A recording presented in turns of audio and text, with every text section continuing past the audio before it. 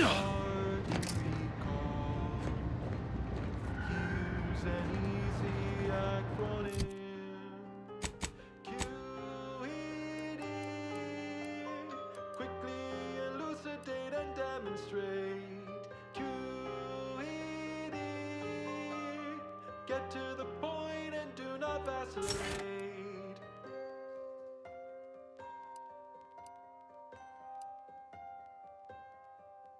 Check your work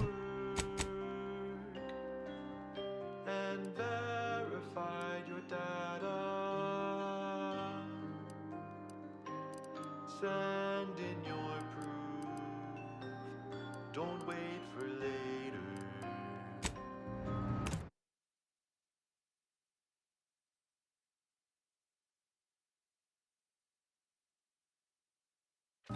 You've crossed your T's. Do you believe Arcadia shall ever return to how it was? We could have been killed.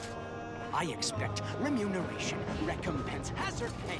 Where is the hazard? By calculating the position of every atom in the universe, we can predict the future, control reality, and ascend.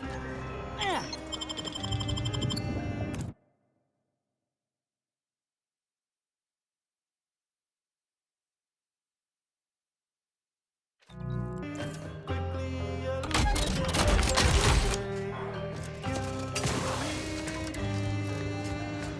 Get to the point and do not vacillate.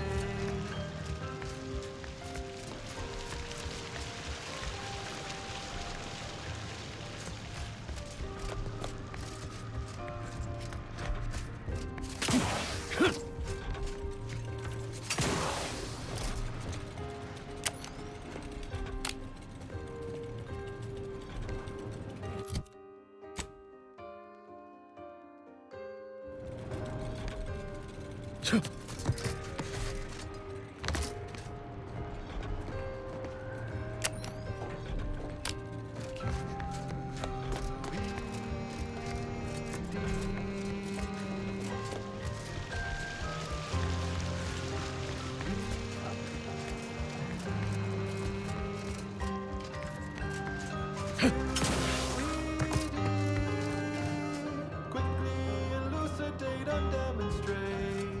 QED.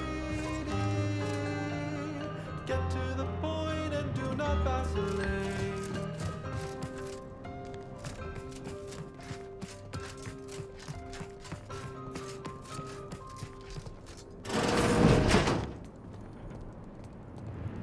That went out to all our friends in the office of I didn't expect us to wander into the scene of a murder, but somehow I'm not entirely surprised.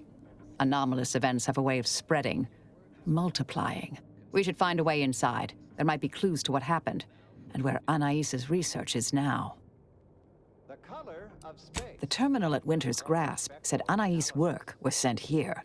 There might be signs of that, or where the missing anchorite got off to. Famous stellar cartographer Newton Otisgard replied, with no hesitation, beige. To experienced lumen astronomers, his answer was the expected one. But I can already hear the obtuse listener bleating, with their faces contorted into a rictus of ignorance. Wouldn't the average color be black or white, or simply a shade of gray? No. No, it would not. The answer is rooted in the science of how hot objects absorb and emit light, which answers the ancillary mystery of why there are no green stars. To understand all of this, you must understand the basics of thermal divarication emission theory. The typical piece of non-heated matter absorbs most electromagnetic radiation that falls upon it, including light, infrared, and radio emissions. And the matter reflects only a small portion of that radiation. The visible part of that reflection is its color. However, most stellar objects generate far more radiation than they absorb, so they can be modeled as an idealized object which is assumed to absorb 100% of all electromagnetic radiation and re-emit some based on its temperature and composition. Stellar composition determines what packets of light will be emitted, while stellar temperature determines the frequency of light and hence what portion of the spectrum that light is in. We should keep Low-temperature looking. emission is mostly infrared and not visible to us without proper instrumentation, which I need not describe here. As the stellar body's temperature increases, its emitted light shifts up into visible light, through red into orange, then yellow, then white. Even rare blue stars exist. These are the hottest stars, emitting may be mostly more to blue learn and here. invisible ultraviolet light. So why are there no green stars, you wonder? I would think the listeners could easily draw this trivial conclusion for themselves. I've had a chance to look around. You seem like you've done a thorough sweep. We should discuss what we've uncovered. Also emits bluish Poor thing. Blunt force trauma to the occipital lobe, I believe. Possible signs of an altercation. Might have been an accident. Might not have been. Hard to say with just a superficial glance. At the very least, her cloistermate Anchor's Brun has some explaining to do. for intelligent A disputation of current order methodology focuses mainly on our presiding bishop, but saves ample room for the laureate council and previous regime as well. I believe I got the gist by efficiently skimming. The general concern is that the order has lost its way. My old department is repeatedly mentioned in a favorable light. Anais' work is regarded highly. into grids. I saw that. I believe it was Anchoress Chow's diary. Spoke about regular visits by an exemplar Southworth, who requested access to Anais' work. Chow seemed worried they were conspiring about something. That they'd mentioned an old order research station. That old research facility seems the most likely spot to look next. I know the coordinates on Eden, place by the name of Point Obviation. 0.5% of the predicted value. And that result was beige. Oh, we're past that, I'm afraid. The research is out there. We need a way to keep anyone from taking it up further in the future. If we go in guns blazing from here, it will only continue. We need a plan to annihilate the idea. This is the exact sort of work we did at the Department of Preemptive Causal Redirection. Diverting problematic events. We learned how to best respond once things begin to spread. We developed tactics at the Department of Preemptive Causal Redirection to minimize unforeseeable consequences. We can discuss once we see the situation on the ground. Yes, time to seek out Anchoress Brun. That beige is also the color of the universe.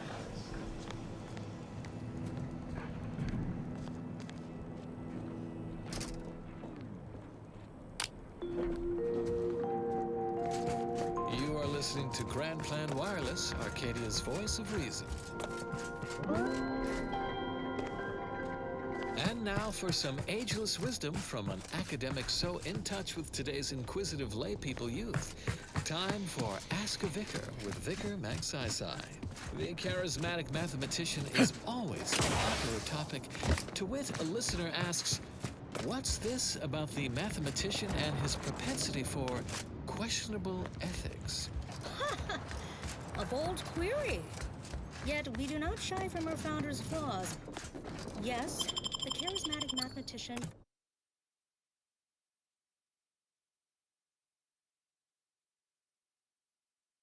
did have feet of clay. For one, he was a prolific author of venturesome fiction early in his career. These narrative larks did not, shall we say, endure time's unkind judgment quite like his world-shattering humanity-ascending principles. Nor did his associations with entities outside academia, which did not always benefit scientism. But come now, how can we fault someone yet to ascend, like all of us? And now you know, but no one knows everything yet. Have another inquiry about our order you're bursting to ask? Relay your query at your local predictory post-haste. Stay tuned for what follows. Yes, you may. And now a song from a composer predicted to have 3 well-liked melodies and become allergic to water this year.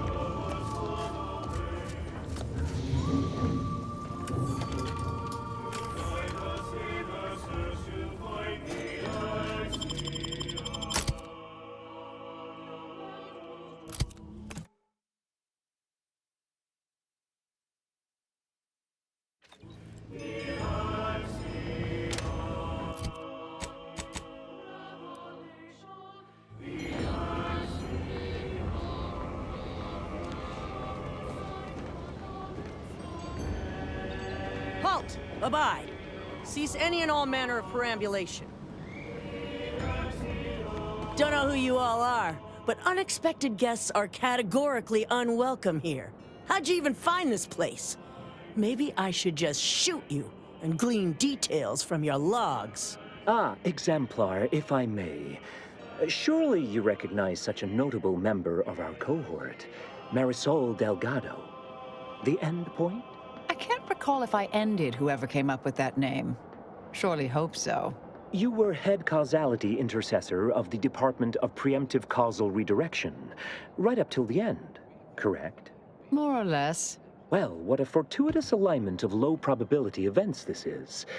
Our efforts here are based on your former department. You should confer with Anchoress Brunn straight away. Qualitatively advantageous. Help your food taste better together with Vinculum. No. As the brain of this operation, she usually leaves that sort of work to Exemplar Southworth here. Anchoress Brunn caked in blood. That's quite amusing. But no, I escorted her here myself, and surely would have noticed. We actually sought to find you and others of your program, Intercessor Delgado. A serendipitous event, you arriving. Nonetheless, I'd ask you to follow certain precautions. Will you heed all requests, and vouchsafe for your colleagues here? Them being unknown to us and all. We'll mind our manners, Exemplar. I'll see to it. Then, you may all proceed. You'll find Wilhelmina up the lift, 4th floor. Welcome to Point Obviation.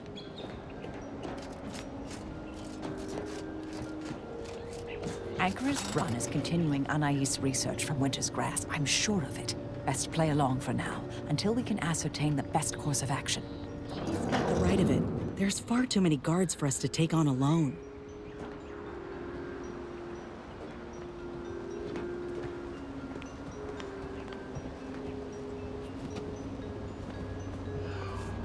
Oh, is that Marisol?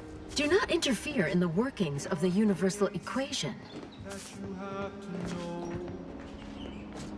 irrationality. You have a very non-scholarly look about you.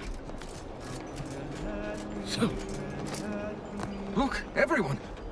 It's the Endpoint. Come to join us, I take it. I do have a unique interest in what you all are doing here. Unveils the key to logic's safety. How can that be? How can that be? I am a longtime vocal exponent of your work, Intercessor Delgado.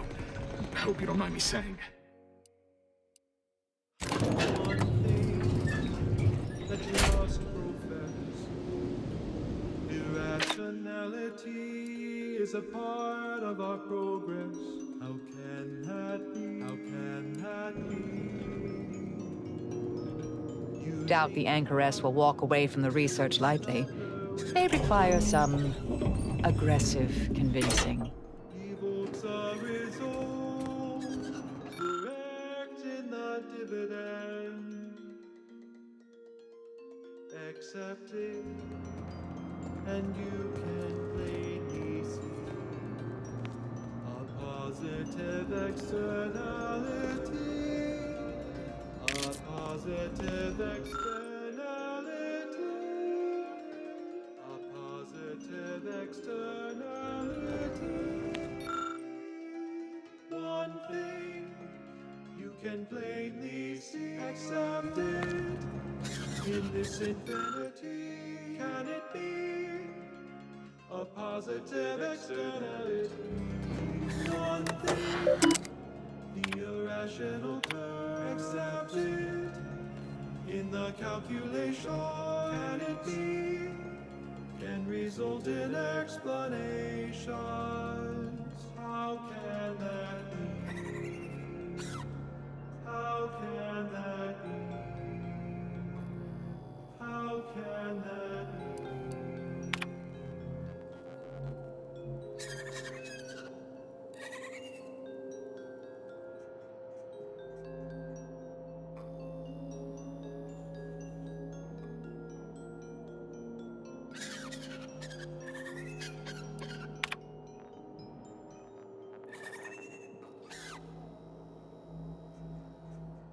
This melodious little ditty was dedicated to novice Gertrude Powell. Your nominate admirer is taking great interest in your figure work and projections. The following song has been determined to facilitate abstract thinking and constructive rumination.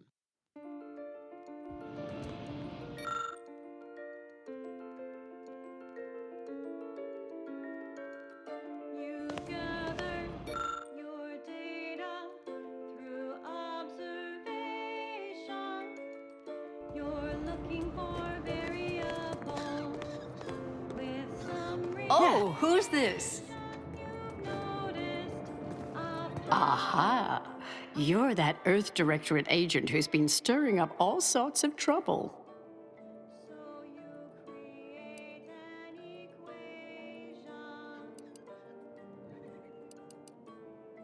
I have been brushing up on events of late and have become avidly familiar with your actions. A true anomalous outlier you are. I understand you allowed Seer Wily to go free, yes? Once was a time I would have made that exact same decision. And you're Marisol Delgado. We've never met somehow, but I've read your file. An impressive body of work, though often quite mortiferously inclined. Less so over time. There were too many pesky repercussions, I came to find. Yes, well, to what do we owe the pleasure?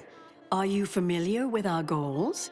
Come to join up, perhaps, or should I say re-enlist?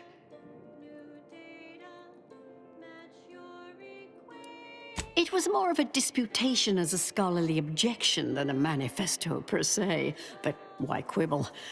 Anchoress Chow is very much against it. Her accident was quite tragic. You saw the disputation, though. Tell me, what did you think? You read it, yes? A truly unfortunate accident. I had posted my disputation and stated my intention to leave. We argued heatedly. Objects were thrown. She stumbled and fell badly. We try to honor her loss. Such tragedy only underlines the importance of our endeavors here. Each day the equation remains unsolved, countless more tragedies occur. We must succeed at the soonest possible haste. Surely you're aware of the myriad errors of our current presiding bishop and previous regime. One of whom shut down the division that operated here, the other squandered it. Our sect aims to end human suffering, sooner than later. We've taken great inspiration from your former department, from their methods and their science. To solve the universal equation in our lifetime requires bold action, clever calculation, and assiduous work.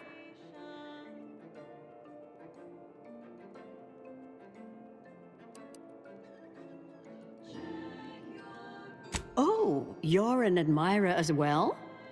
It's one of the very things that led me to agree to lead the efforts here. I believe it's the way forward for the Order. Bujold's thinking was unconventional, ahead of her time.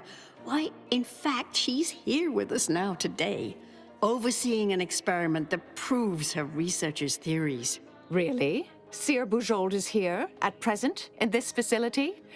The one we're presently standing in?